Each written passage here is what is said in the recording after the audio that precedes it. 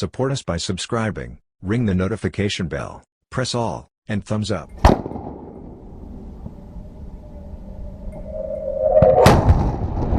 A country that has tactical hypersonic systems can produce strategic effects with those systems. That's game-changing.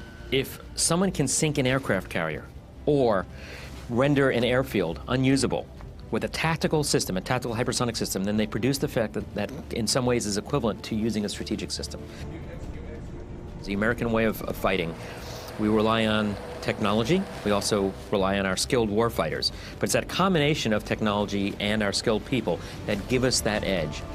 I would argue that's been true since the founding of this nation. That's one of the things that the American warfighter brought to the field of battle from the very beginning of this nation. Hypersonics continues that. Hypersonics says, okay, we know how we've been operating for the last however many years. What are the next technologies that we need to focus on to modernize, change the way we do things? One example that I'll give you, I'll roll back to the first Gulf War, when we unleashed stealth technology. It was an amazing revelation, and the entire world stood back and watched what we, and especially the United States Air Force and other parts of the military, were able to do with low observable aircraft that essentially were invisible to radar. Well, the world has had a generation to study that, and so we need to be thinking about what comes next. And I think hypersonics clearly comes next. Stealth, they can't see me, I'm invisible. With hypersonics, they might be able to see me, but they can't stop me. And I think that's the next step that we need to be focused on. Put very simply, an adversary no longer needs to have a world-class Air Force to beat our world-class Air Force if they have these sorts of technologies. They no longer need to have a world-class Navy to beat our world-class Navy if they have these sorts of technologies. We've been building hypersonic systems for decades. Hypersonics is a field that was invented basically in the United States. We flew the first hypersonic systems in the late 1940s. The concepts for hypersonic vehicles, it was pretty much developed here. The Russians did some development work, but really it's a field that we invented, that we developed. We did the experiments, we did the principal tests. We developed this technology, and then, very honestly, we took our foot off the gas. We didn't follow through perhaps as we should have followed through. We didn't continue the programs as we should have continued those programs. And others read what we wrote and watched what we did and read our papers and decided this is a pretty good idea.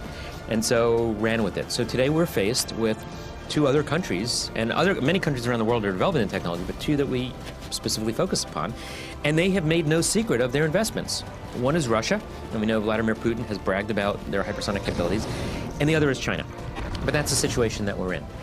I would say one of the goals that we have at the Office of the Undersecretary of Defense for Research and Engineering is to first make sure that we're not left behind, but more importantly, we're going to leapfrog those capabilities. And we'll do it because, again, this is an area we own. This is an area we invented.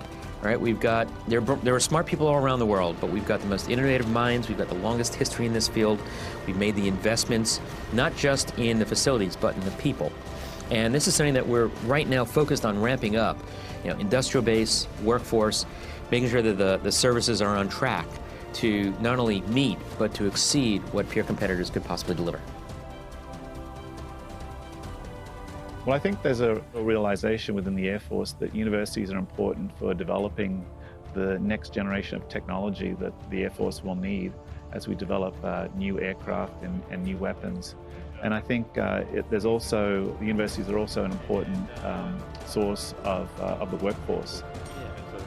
That's, I think, the real exciting part about hypersonics is like a lot of it is new. A lot of it is stuff that hasn't been seen before and stuff that can be very useful in the field, in the industry. There are some incredibly smart, talented people at our universities. Right? Our university system is the crown jewel of our S&T enterprise. We want to harness that brain power. We want to produce the people who are going to come work for places like AFRL and go to our industry partners and go to the universities to help train the next generation. If we do our job right, then God forbid the United States is ever faced with a conflict in the 2030s, we will have given those future fighters the tools they need to make sure that our nation is